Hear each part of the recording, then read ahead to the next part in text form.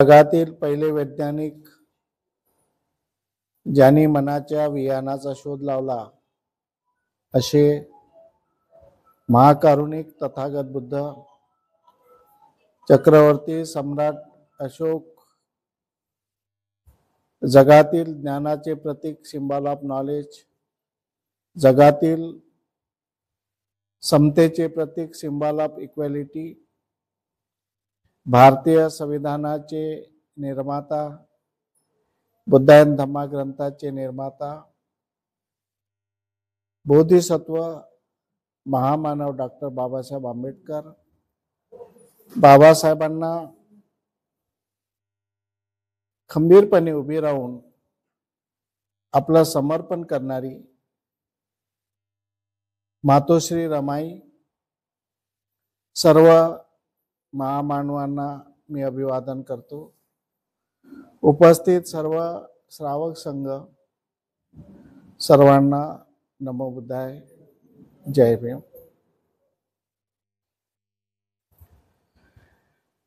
आज आपल्याकडे जिकडे तिकडे त्रिपिटकाचं चॅन्टिंग केलं जाते, त्रिपिटकाचा उदो केला जाते. कारण काही लोकांना वाटते की भारतामध्ये त्रिपिटकाचं वाचन व्हावं, परंतु जो भारतामध्येच निर्माण झालेला बहुमूल्य असा ग्रंथ आहे, जो विश्वातील सर्व धार्मिक ग्रंथांमध्ये विज्ञानावर आणि तर्कबुद्धीवर 100% खरा उतरतो, असा बाबासाहेब आंबेडकरांनी लिहिलेला द बुद्धायन धम्मा ग्रंथ हा कुठेतरी मागे पडावा, लोकांचं विस्मरण व्हावं, आणि म्हणून डॉक्टर बाबासाहेब आंबेडकर आणि त्यांनी लिहिलेला ग्रंथ जो धम्मावरचा ग्रंथ आहे, तो ग्रंथाला कुठं ना कुठं तरी जनमानसापासून भारतामध्ये दाबण्याचा प्रयत्न करण्यासाठी जे त्रिपिटकाच्या ग्रंथाचं चॅन्टिंग केलं जाते, वास्तविक या ग्रंथांचं चॅन्टिंग भारतामध्ये पूर्वी केल्या जात नव्हतं. फक्त थोडाफार बुद्धगयाला एखादी वेळ होत होतं, परंतु आता संपूर्ण भारतभर आणि ते मुख्यत्व करून नागपूरमध्ये आणि बाबासाहेब आंबेडकरांच्या दीक्षाभूमीवर आता जे चॅन्टिंगचं पर्व सुरू झालं, त्यामध्ये काही ना काहीतरी हेतू असावा, काही ना काहीतरी कारण असावं, हे निश्चितपणे आपल्या लक्षात येत असते. आणि बाबासाहेब आंबेडकरांना जेव्हा जगामध्ये सगळ्या विद्वानांनी एकत्र येऊन कोलंबिया विद्यापीठामध्ये जे विद्यार्थी शिकून गेले, त्या विद्यार्थ्यांमध्ये बाबासाहेब आंबेडकर हे अतिशय प्रथम क्रमांकावर त्यांचं कार्य आढळलं.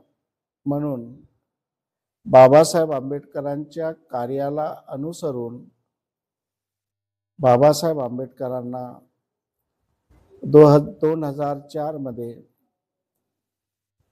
बराक ओबामाच्या काळामध्ये त्यांना सिंबल ऑफ नॉलेज एवढं मोठं महान पदवी देण्यात आली. आणि बराक ओबामानी म्हटलं की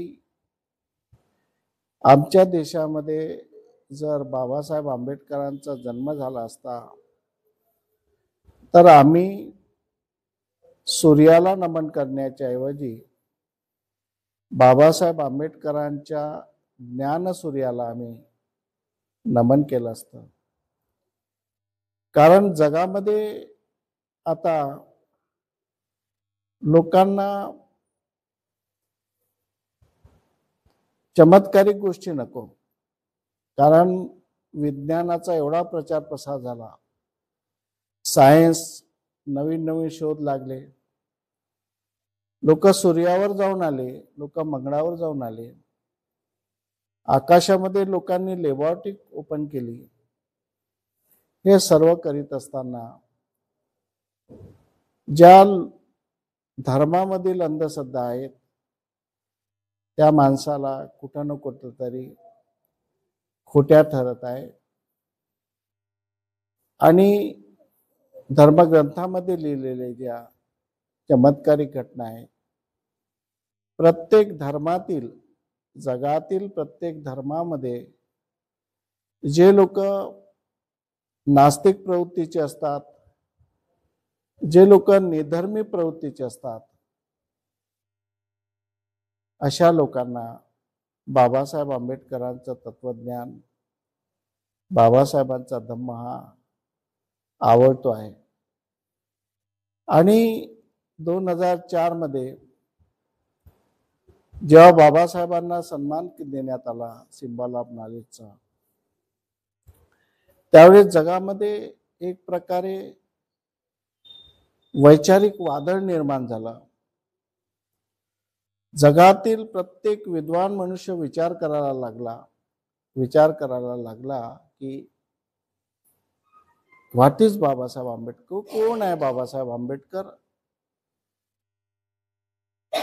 की ज्याला एवढा मोठा सन्मान मिळाला, विश्वातून एवढा मोठा सन्मान मिळाला, असा कोण आहे बाबासाहेब आंबेडकर, त्याचं साहित्य काय, त्यांनी कोणते कोणते ग्रंथ लिहिले, त्यांचं कार्य काय, याची जगाने शहानिशा केली. आणि 2004 नंतर बाबासाहेब आंबेडकर जगातील विद्वान लोकांच्या मनामध्ये आपली जागा निर्माण केली. बाबासाहेब आंबेडकरांनी प्रत्येक मनुष्य, विद्वान मनुष्य जो विज्ञानावर विश्वास ठेवतो, ज्या व्यक्तींना चमत्कारिक अलौकिक गोष्टी आवडत नाही, असा प्रत्येक मनुष्य हा बाबासाहेबांच्या विचारांनी प्रेरित झाला. आणि तो कुठंतरी आपल्या धर्मातून, आपल्या धर्मातील अंधश्रद्धामधून बाहेर निघून निधर्मिक, निरेश्वरवादी, अनात्मवादी, ईश्वर आम्हाला मान्य नाही, आत्मा आम्हाला मान्य नाही, आणि अलौकिक गोष्टी ज्या धर्मामध्ये आहेत तो धर्मही आम्हाला मान्य नाही, अशा प्रकारचा जगामध्ये नास्तिक लोकांचा वर्ग हा मोठ्या प्रमाणावर निर्माण झाला. यामुळे सगळ्या लोकांना भीती वाटली की बाबासाहेब आंबेडकरांचा विचार हा जगामध्ये एवढ्या मोठ्या प्रमाणावर वाढेल, एवढ्या तीव्र गतीने वाढेल, असं कुणालाही वाटलं नव्हतं. परंतु अचानक 2004 ची घटना घडली आणि त्या घटनेमुळे जगामध्ये बाबासाहेब आंबेडकरांचा पर्व सुरू झाला. आता तर हे सुरुवात आहे. आता बाबासाहेबांच्या विचारांनी गती घेण्याची आता सुरुवात आहे. बाबासाहेब आंबेडकरांचे विचार गतिमान झालेले आता सुरुवात आहे. आणखी पुढे पुढे काय होईल याचा विद्वान लोकांनी विचार केला. विद्वान लोकांनी विचार केला आणि म्हणून 2004 पासून त्यांनी प्लॅनिंग बनवलं की बाबासाहेब आंबेडकर आणि त्यांचा ग्रंथ द बुद्धाने धम्मा ग्रंथ हा कुठंतरी थांबवला पाहिजे. याला कुठंतरी दाबण्याचा प्रयत्न केला पाहिजे. मग बाबासाहेब आंबेडकरांचा विचार, बाबासाहेब आंबेडकरांचा ग्रंथ द बुद्धाने धम्मा ग्रंथ हा कोणत्या पद्धतीने आपल्याला थांबवता येईल, कशा पद्धतीने याच्यावर आळा घालता येईल. त्यांना एकच पुरुष दिसला जो बाबासाहेब आंबेडकरांच्या समोर एकच व्यक्ती दिसला, तथागत बुद्ध, आणि तथागत बुद्धाचं लिहिलेलं त्रिपिटक. मग लोकांनी विचार केला की बुद्धामुळे आणि बुद्धाच्या शिकवणीमधून जो ग्रंथ निर्माण झाला त्रिपिटक, या दोघांमुळे बाबासाहेब आंबेडकर आणि त्यांनी लिहिलेला द बुद्धाने धम्मा ग्रंथ हा आपल्याला रोखता येईल. दोन्ही गोष्टी आपल्या साध्य होतील. आणि म्हणून जे भारतामध्ये किंवा जगामध्ये जे बाबासाहेबांच्या विरोधक लोक आहेत, बाबासाहेब आंबेडकरांच्या द बुद्धाने धम्मा ग्रंथाच्या विरोधात आहे, त्यांनी फार मोठी फळी उभी केली आणि या चॅन्टिंगच्या माध्यमाने विहारामध्ये त्रिपिटकाबद्दलचं हे करून प्रचार प्रसार करून, याच्यापूर्वी कधी चॅन्टिंग भारतामध्ये झाली नाही. परंतु या चॅन्टिंगच्या पाठीमागे हा उद्देश आहे.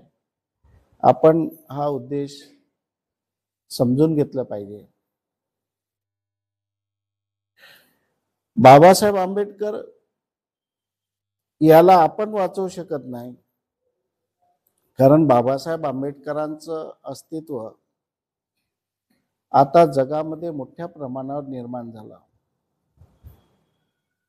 परंतु जे लोक बाबासाहेब आंबेडकरांच्या विचाराच्या मागे जातील, बाबासाहेब आंबेडकरांच्या विचारानुसार चालतील, त्या लोकांची जगामध्ये गरज आहे. कारण जगामधले तेच लोक या विश्वामध्ये मोठ्या प्रमाणावर अंधश्रद्धा निर्माण केली जात आहे. या जगामध्ये मोठ्या प्रमाणावर अंधश्रद्धा आणि लोकांना अलौकिक चमत्कारिक गोष्टी सांगितल्या जात आहे. त्या सगळ्यामुळे लोक मानसिक गुलाम होतील आणि जो समाज, जो व्यक्ती मानसिक गुलाम होतो, त्या व्यक्तीचं मानसिक शोषण केले जाते. त्या माणसाला मानसिक गुलाम, मेंटल स्लेव, मानसिक गुलाम बनवल्या जाते. एकदा मनुष्य मानसिक गुलाम झाला की तो सत्य समजू शकत नाही. ही cannot be understand the true, जे सत्य आहे हे ओळखू शकत नाही. एकदा अंधश्रद्धेमध्ये त्याला तुम्ही किती शिकवा, किती सांगा, एकदा तो अंधश्रद्धेमध्ये गेल्यानंतर त्याच्यातून बाहेर निघू शकत नाही. एकमेव या जगामध्ये बाबासाहेब आंबेडकर असे आहे, एकमेव जगामध्ये ज्यांनी ईश्वराला चॅलेंज केलं, ज्यांनी आत्म्याला चॅलेंज केलं, ज्यांनी त्यांच्या ग्रंथातील ज्या चमत्कारिक होत्या, सगळ्या धार्मिक ग्रंथामधून ज्या चमत्कारिक गोष्टी होत्या, अलौकिक गोष्टी होत्या, त्या सगळ्या अलौकिक चमत्कारिक अंधश्रद्धेच्या गोष्टीला जगामध्ये, विश्वामध्ये चॅलेंज करणारा एकमेव कोणी व्यक्ती असेल तर डॉक्टर भीमराव बाबासाहेब आंबेडकर. त्यांनी चॅलेंज केला. आणि म्हणून सगळ्या जगामध्ये जे कोणी आपल्या धर्माला वाचवण्यासाठी, रिलिजनला वाचवण्यासाठी बाबासाहेब आंबेडकराला दाबण्याचा प्रयत्न करत आहेत. आपलं एक षडयंत्र तयार करत आहेत. हे षडयंत्र आपल्याला समजता आलं पाहिजे. जोपर्यंत माणसाला आपल्या विरोधकाचे कटकारस्थान, विरोधकाचे षडयंत्र जोपर्यंत माणूस ओळखू शकत नाही, तोपर्यंत तो विजयी होऊ शकत नाही, तो पुढे जाऊ शकत नाही. कारण त्याला रोखण्यासाठी, त्याला कमजोर बनवण्यासाठी, त्याला पराजित करण्यासाठी हे वेळोवेळी षडयंत्र रचल्या जातात. या भारतामध्ये अनेक षडयंत्र रचल्या जातात की बाबासाहेब आंबेडकर हा मोठे होऊ नये, बाबासाहेब आंबेडकर पुढे जाऊ नये, यासाठी वेळोवेळी षडयंत्र रचले जातात. आणि आपला समाज, काही लोक त्याच्यामध्ये भटकतात.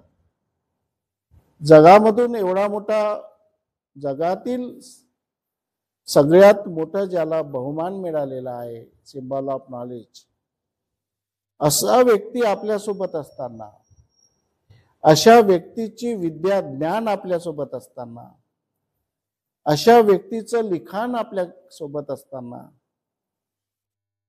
काही लोक बाबासाहेब आंबेडकरांच्या विरोधात जात आहेत. त्यांना वाटते की बाबासाहेब आंबेडकरांच्या पेक्षा आम्ही विद्वान आहोत, आम्ही मोठे आहोत, आम्हाला जास्त समजते. अशा पद्धतीने समाजाला बाबासाहेब आंबेडकरांच्या विचाराच्या विरोधात करण्याचा प्रयत्न सुरू आहे. आणि म्हणून आपल्याला आपल्या शत्रूचे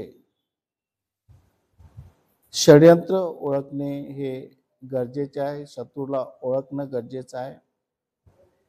आम्ही शत्रूला ओळखू, शत्रूचे षडयंत्र ओळखू, तेव्हाच आम्ही पुढे जाऊ. अन्यथा आपल्याला नेहमी दाबण्याचा प्रयत्न केला जाते. आणि म्हणून आता ही परिस्थिती आहे, आता हीच वेळ आहे, हीच तुमच्या समोर, हीच आता वेळ आहे की खऱ्या अर्थाने तुम्ही बाबासाहेबाला समजून घ्या. हीच वेळ आहे, हीच परिस्थिती आहे. अन्यथा वेळोवेळी परिस्थिती येणार नाही. आता ही आपल्या महापुरुषाला वाचवण्याची संधी आहे.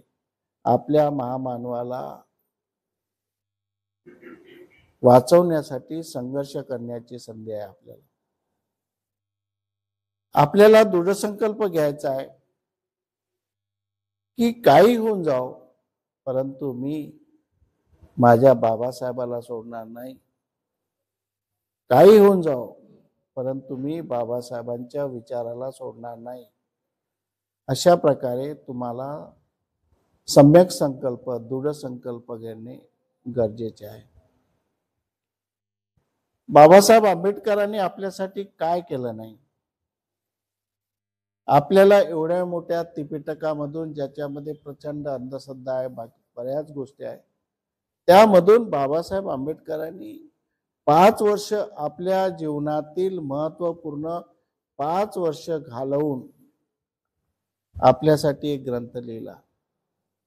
जर आपण त्या ग्रंथाला मानलं नाही तर बाबासाहेब आंबेडकरांच्या 5 वर्षाचा परिश्रम हा वाया गेल्याशिवाय राहणार नाही. बाबासाहेबाला काय गरज पडली की हा ग्रंथ लिहिण्याची? एवढं मोठं तुमच्याकडे धम्मपद होतं, एवढ्या मोठ्या त्रिपिटकाचे 27 ग्रंथ होते, सगळं संपदा असताना बाबासाहेबाला काय गरज पडली? आणि म्हणून बाबासाहेब आंबेडकरांना वाचलं की म्हणजे कळलं की आमच्या समाजाला साधं आणि सोपी जीवन जगण्याचा मार्ग दिला पाहिजे.